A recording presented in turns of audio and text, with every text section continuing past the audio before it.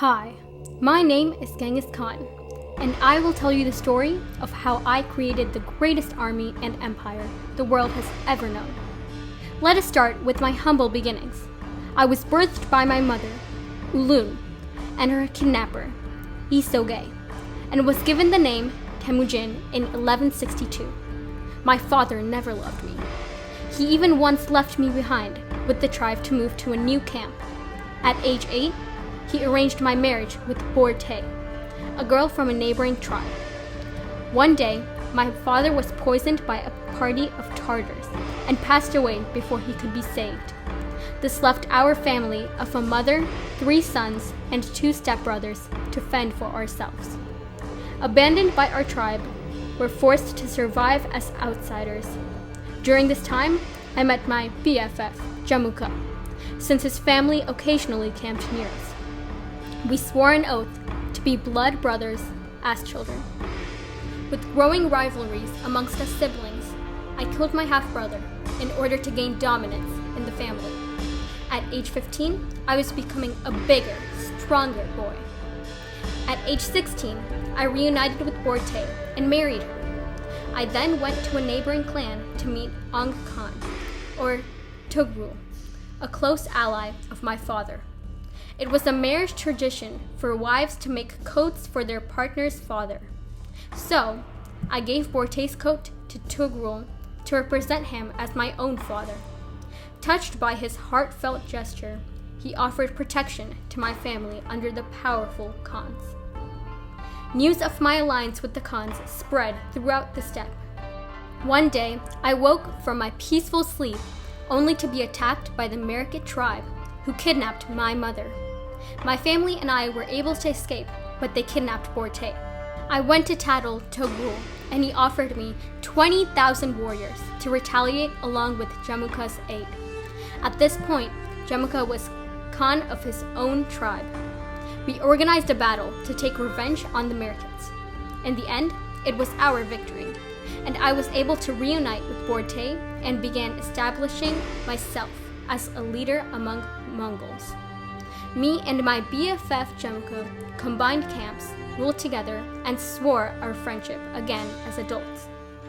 Things went swimmingly for about a year. I was a supporter of meritocracy, whereas Jamuka believed that earning status was only for the aristocracy. Over time, I noticed Jamuka grow more and more snobby. After a year of happy living, Jamuka suggested that we split camp. He would take the horses and his men to camp by the mountains, and I would take the goats and sheep to camp by the river. I was flabbergasted. He dared take the horses and treat me as a lowly shepherd? This was the day I decided to end our friendship. I broke from our group, took my followers, and left camp. At age 19, Jamuka and I became rivals. I had summoned the Kurultai for elections, and by gathering my allies, I was able to establish myself as Khan. Alongside my great tribe, we built a revolutionary system in our government, assigning positions of power to others based on their loyalty and abilities. This was unlike the past, where people would be put into positions of power based on their familial ties. I had gathered an elite regiment of bodyguards for our tribe, ready to face future wars. A year after the Kurultai, one of my followers killed one of Jamuka's relatives.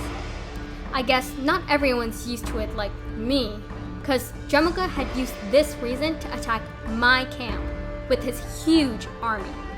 I swear, that man went crazy. He boiled 70 prisoners alive and beheaded a leader. Of course, I'll admit, I lost this battle, but it wasn't so bad. I gained a lot of sympathy, and this was a big turning point in my life. At age 35, the Jurj group had asked me to create my own powerful army to attack the Tartars who were their enemy. My horde had enlisted and brought ourselves to victory against the Tartars. We gained much wealth and used this new financial power to push into the territories of our neighboring tribes, who were all weak compared to my army. I became an experienced commander by defeating the Jurkin clan, executing leaders, occupying and redistributing Jurchen lands and integrating their people into our camps as part of my clan. To those weak and incapable opposers, if they surrendered to me, they would gain great rewards. But if they decided to betray me with their pea-sized brains, they would face no mercy, and the aristocrats were not excluded from this. With new power in my hands, I carried on conquering lesser lineages. In the meantime, my ex-friend Jamaica works to establish status as the leader of the aristocracy. In 1201, obviously copying me, he formed his own Kurultai and gains the title of Universal Leader. This was his way of challenging me to battle, and it would pretty much mean whoever won would become the supreme ruler of Central Steppe. Of course, I won, and poor Jamaica fled to regain his strength and allies. Nonetheless, all my hard work had paid off with creating new systems and eliminating systems of kin and lineage.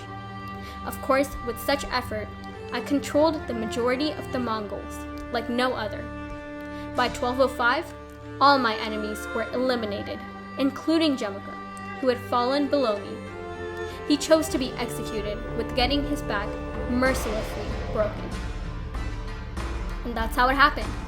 How I became known as Genghis Khan, a unified leader, the Khan of all Mongols. Naturally, I had many children upon taking the most beautiful women as prizes after each conquest. So many that 1 in 200 men in the world today are my direct descendants.